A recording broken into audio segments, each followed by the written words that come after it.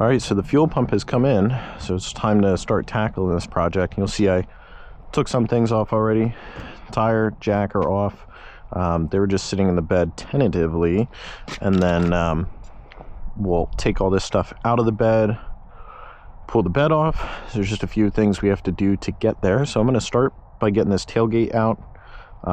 Doesn't make it, it's not hard, but it's going to make it easier to take the tail lights out.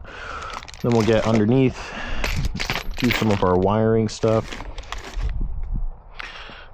Now this is in big size.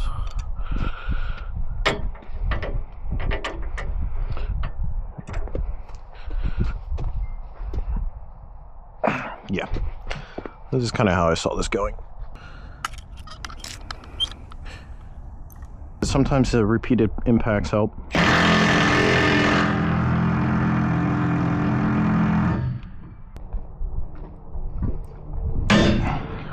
There we go.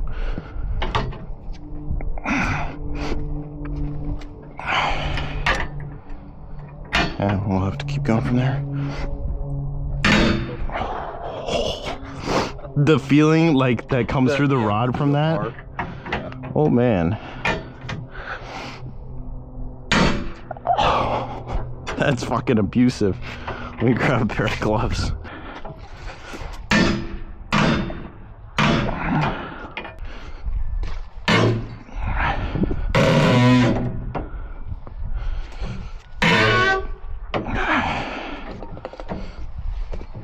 There we go. All right, now this should work.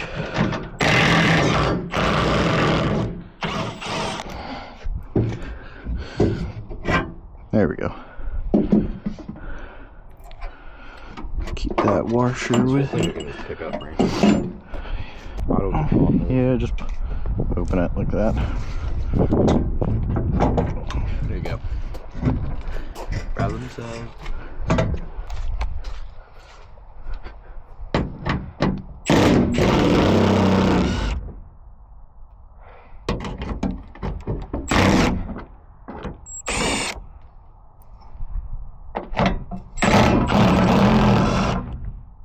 Ew. Yeah, I could have seen that coming.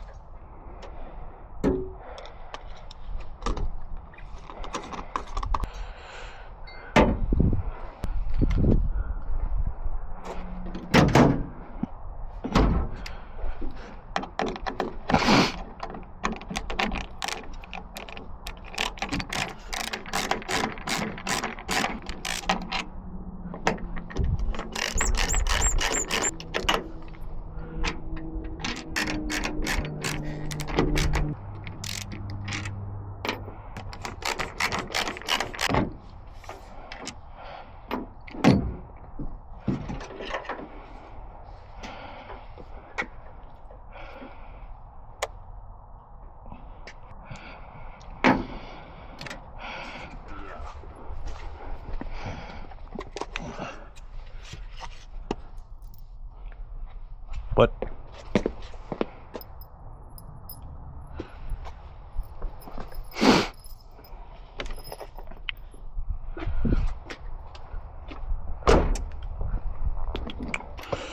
So then these wires we're going to push through at the bottom, which actually, how did I, oh yeah, I did do it like that. So you kind of have to pull from the bottom too. Because I did things the right way when I wired this. I wired it through the little hole in the side of the bed here. It's like in that corner.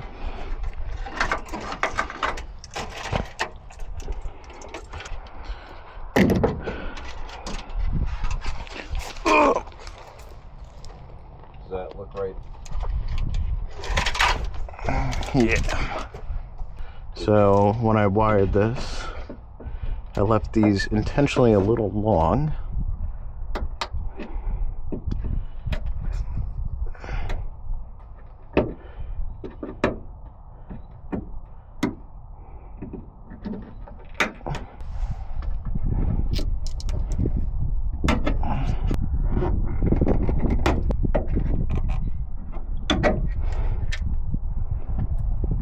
And then I also put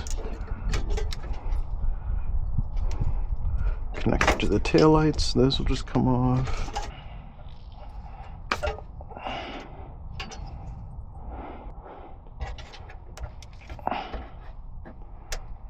And that goes to the rail.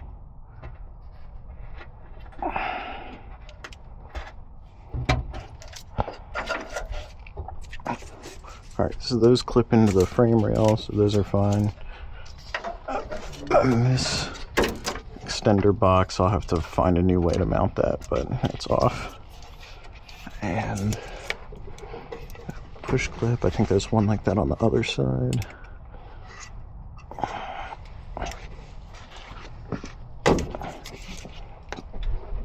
The one on this side's broken. Okay, cool. So the harness is off. So for bed bolts, this will come out on either end. Battery died. I let it charge up for a little bit here. You didn't miss out on much. So I did get the rear bed bolts out. So these are supposed to be keyed on the top of the bed, so you can just drive the bolt out. These, of course, are not the factory bolts. They've been lost before with age, so I'm sure somebody else is going to have the same problem. So of course it was a 18 on the bottom, 18 on the top on this side, but the other one was a 19 on the bottom and an 18 on the top. Good news, long ago I knew this would be a problem, so I actually bought factory replacement rear bed bolts. I'm just gonna have to go dig them up, but I saw them not long ago. And then I loosened up our bed bolts on both sides here, took our rear mud flap off, because that's going to have to come off so that we can sit this flat on the ground. We don't have to worry about that bending. So I'm going to show you that stuff on the other side here. Rear bed bolt here is already out, and this one I loosened up. This one I was not able to loosen up because this is going to be in the way of us doing that easily, because it's right here. So we're going to drive these out. Now, of course, this mud flap is held in by the longest screw in the world, because why not?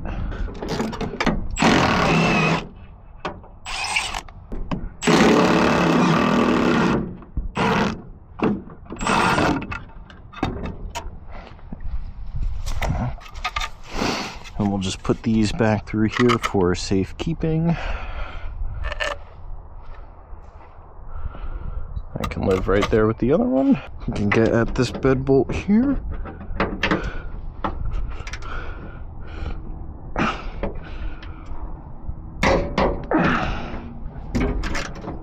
Alright, should be good enough. We should be able to zap all these out now.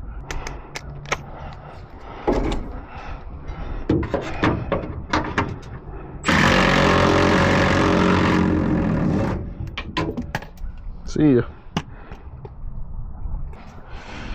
And then we have another bed bolt right up here. Same deal, we're just gonna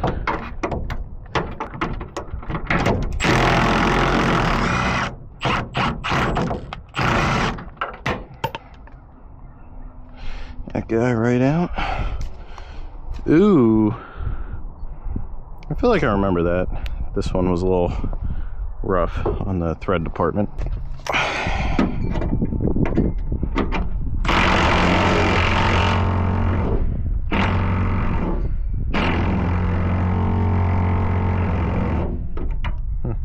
This one may need more persuasion. I'll probably hit it.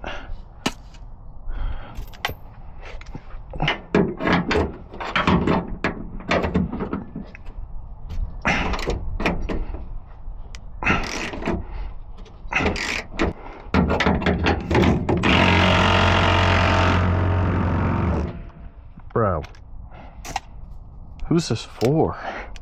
Like, why?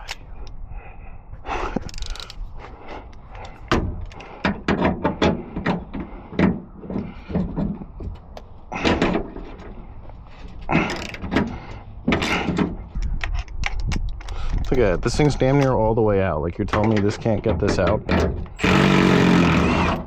There we go, finally. Alright, it's actually surprising. Those threads don't look that bad.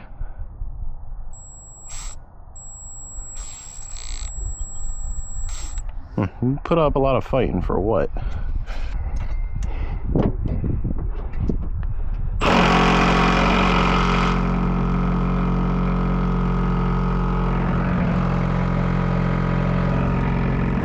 Fucker.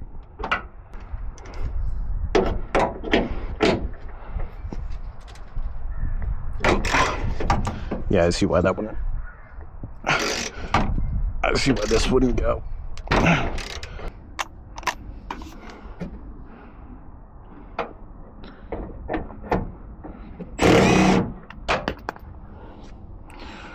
Whew.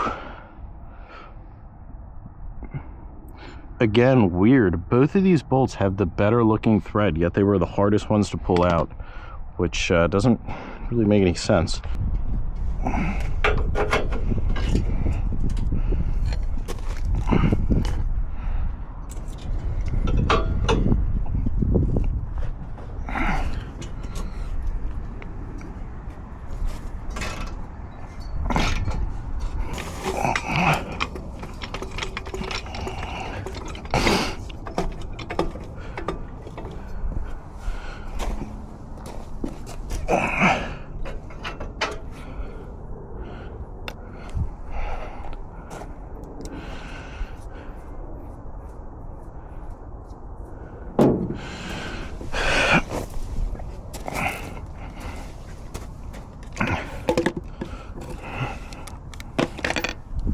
That's right.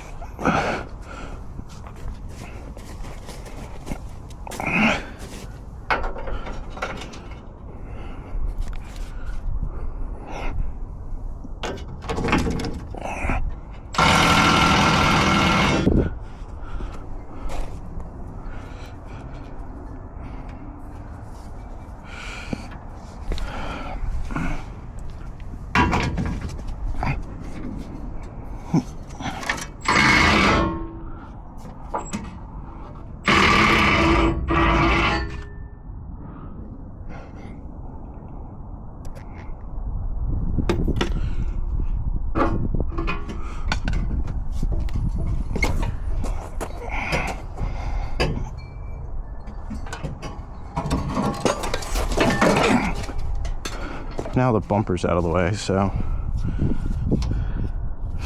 but just not having that there will make it easier to get over the filler neck. Either that or it's got to like come up and come this way. Yeah. But at this point, I don't think you can, like, with the bumper out of the way, yeah, you can kind of just pick it up and put it down wherever you want. Okay. So 3, 2, 1. So I don't explain this very well, but there's a little bracket that stands off from the bottom of the bed to the bedside. It's just a reinforcement bracket for the bedside. But if you were to pull the bed straight back, it would just run into the filler neck. So you kind of have to lift up and to the left to kind of navigate that stay around the filler neck. If you watch through the fuel door, you'll be able to see it. There we go.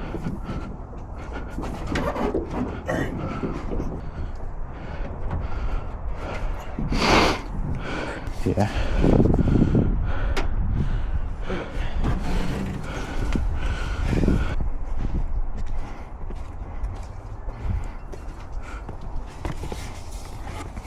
All right.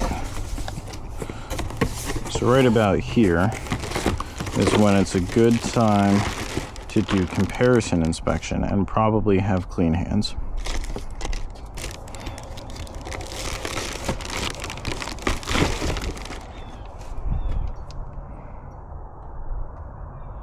Yeah. So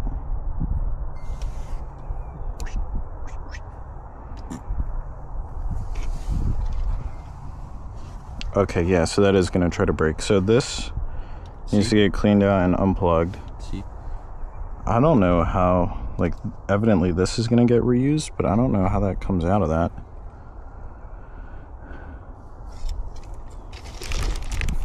All right, so I want to show you here what I did. So this connector, so these unplug pretty straightforward, right? Push here, pull up, push there, pull out, standard electrical connectors. Now this has to get reused on the new pump. I was trying to figure out how to do that. So you'll see it actually spins here. There's this little yellow clip right in here. And so what I did was I pulled on the leg of it at the back here on both sides, because there's some dirt and stuff here kind of collected up. So that kind of gets it out of the way. And then once you have it like that, you can twist this here and just kind of prise this clip out.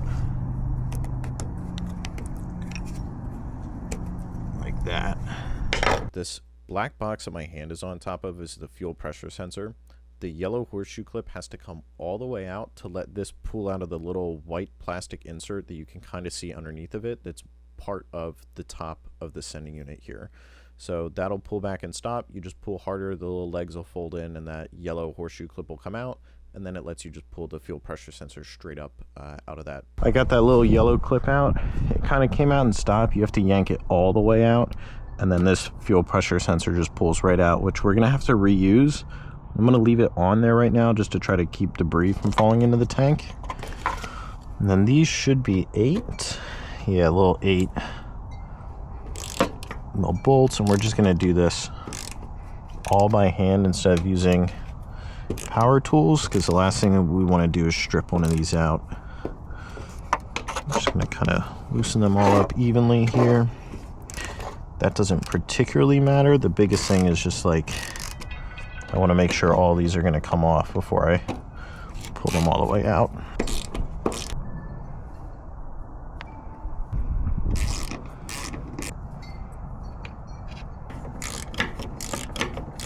Here comes our last one. And then I'm going to use that air duster, blow this off one more time, try to keep all this stuff from falling into the tank when we pull this out.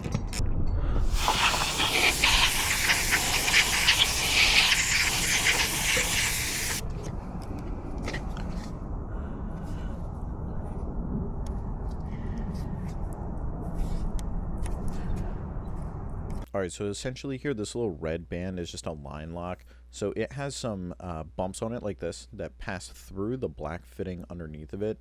So you just have to separate it at the top so that those draw back far enough that you can slide it over a little ridge on the metal bump. And when you separate it back, like you'll feel it click into place, so it'll stay like that. Does this side need to come up too? Alright, so once you pop all this stuff off, we can go ahead and get a, we'll finally get a fuel sample of this, which,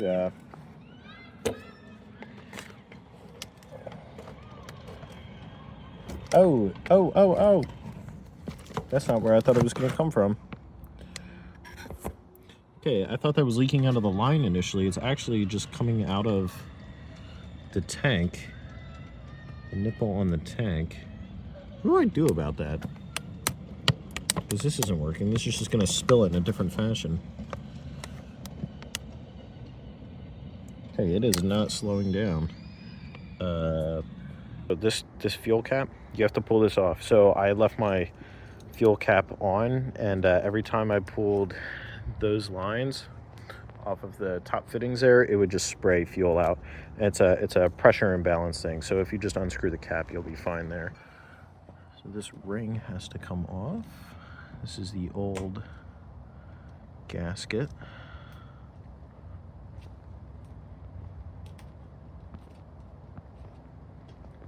So we're just going to start like this, and we want to make sure we have clean gloves when we're doing this so we don't get any debris into the tank. So we're just going to kind of prise up on that. We can lift up and away. All right, definitely got a little bit of dusties in there, but that's okay. So pretty simple. Our new ring just lays on there. This other one had a little bit of a groove to it from time and being pressed into that. And then the other thing is just remembering the orientation of where these little nipples were. They were like that. So let's get our new one.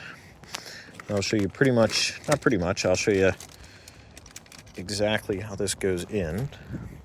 The trick is that this float is going to try to kind of run away from us. We're going to go in on an angle and just kind of scoop in. And then we can come straight down.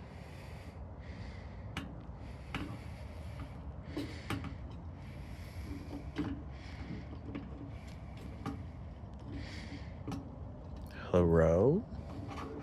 There we go. There's a little bit really hard to see here or show you, but there is like a little box that this sits in. So you kind of got to scoop sideways into that box. And then this whole thing can sit down. We'll see our little holes for our gasket line up here. Those two there, this one here. And then boom, our whole thing sits in like that. And we can move this a little bit to line up our bolt holes. Yeah, that's that. So we'll get our screws in, and then here's one of the first things I want to put back in too. This is fuel pressure sensor, because so it just sits right on there like that.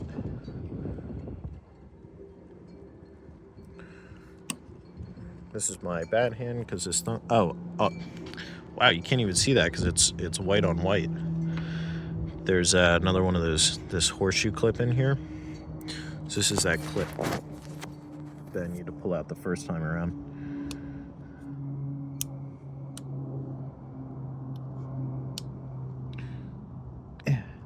This is going to be way easier with two hands, but this little clip here, we'll get this out of the way so we can put our fuel pressure sensor back in there, because right now this is just an open hole down into the tank. So just that way no other debris fall in while we're working on it. So I'm going to go ahead and get our lines on, get our fuel cap back on, so the system, get our unit in there, our pressure sensors, that way everything's sealed up and we're not, we don't have anything open to atmosphere, so as little debris as possible falls in to the tank, and then we'll go ahead and get this all bolted down. So all right, so the new pump is in, and we've got all our plugs in here. Hoses are good, line locks on, fuel cap's good. So this is about the part where we just see if it starts.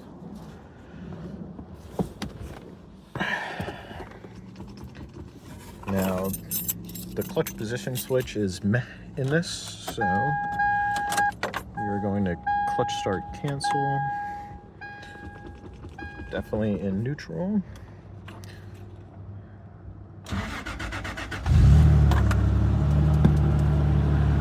There we go.